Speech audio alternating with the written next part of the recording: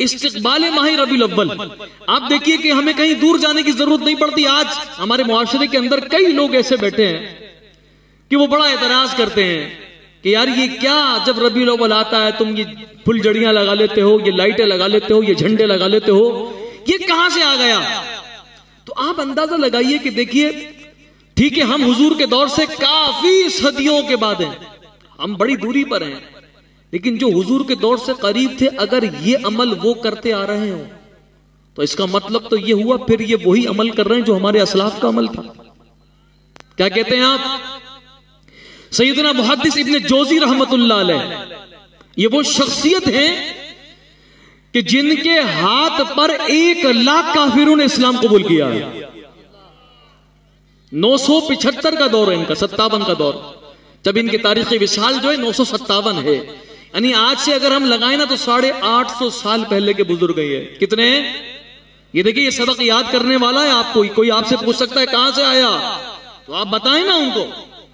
सैयदना मुहद्दिस इब्न जोजी रहमतुल्लाह अलैह 850 बरस पहले हमारे दौर से, कितने? आला हजरत को दुनिया से विसाल किए कितना अरसा हुआ?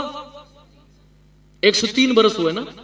और ये कितने पीछे 850 साल पहले ये अल्लाह के वली, और ये इतने बड़े आलिम दीन थे कि उलूम कुरान और तफसीर कुरान में सबसे बड़े आलिम दीन थे ये।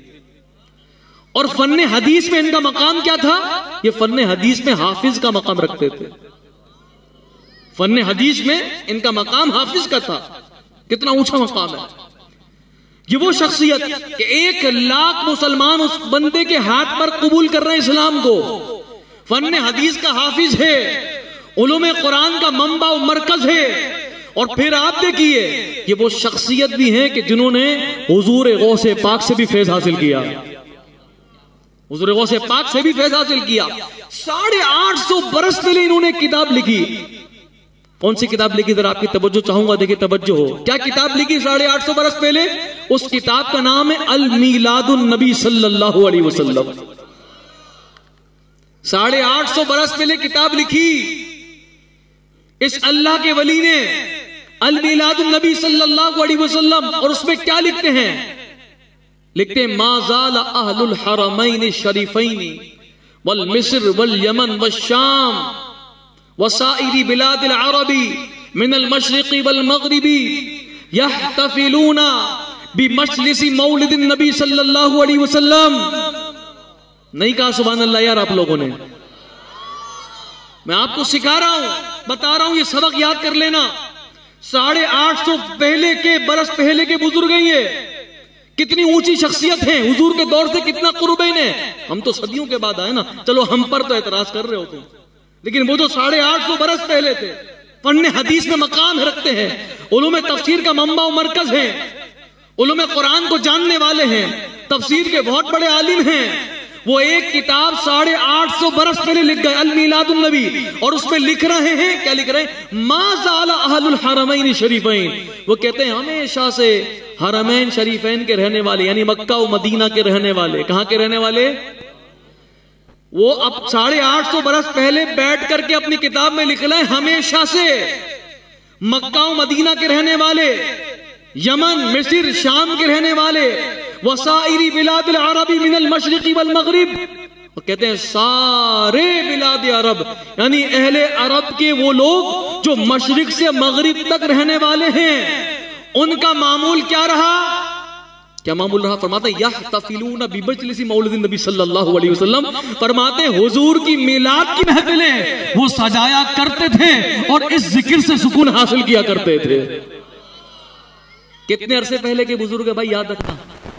कितने?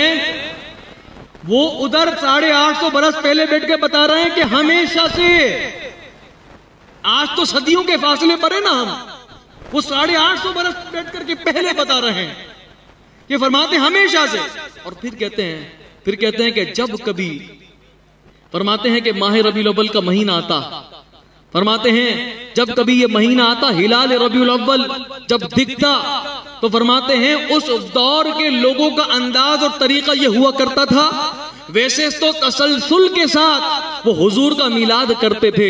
लेकिन कहते हैं जो ही माह रबीउल अव्वल आता था, इसकी इब्तिदा होती थी, कहते हैं यह तमीमूना इहतिमामम बलीगन अला सिमाई वल क़िराअती बिमजलिसी मौलिदिन नबी सल्लल्लाहु अलैहि वसल्लम। फरमाते हैं वैसे तो लोग तसलसल के साथ हुजूर का जिक्र करते ही हैं, लेकिन कहते हैं हिलाल रबीउल अव्वल जैसे ही नजर आता है, फरमाते इस जिक्र के अंदर ना सिर्फ ज़ियादती करते बल्कि हुजूर का जिक्र इतने एहतमाम के साथ सजाते कि स्टेज भी लगा करते, क़िरात भी हुआ करती, नाते भी पढ़ी जा रही होती थी और लोग झूमा किया करते थे।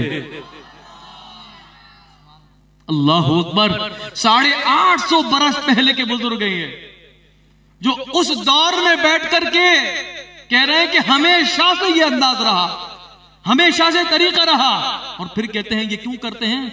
फरमाते हैं ये इसलिए करते हैं मा यनालु बिज़ालिका, फरमाते हैं ये इसलिए करते हैं, ये इस वजह से करते हैं कि जो ये जिक्र करता है अल्लाह की तरफ से उसे अजर भी मिलता है, बख्शिश की खैरात भी हासिल होती है। तो बताइए आज हमें शुक्र करना चाहिए कि नहीं करना चाहिए दोस्तों? किस बात पर शुक्र?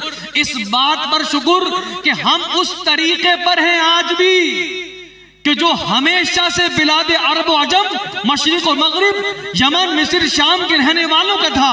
800 बरस पहले मुहद्दिस सैयदना इब्न मुहद्दिस जोज़ी रहमतुल्लाह अलैह हमें वो अंदाज बता गए कि आज भी हम उस अंदाज पर हैं। तो हमें अल्लाह का शुक्र अदा करना चाहिए कि नहीं? तो जब कभी ये महीना आए तो इसका इस्तकबाल ऐसा ही होना चाहिए जैसे आज हुआ।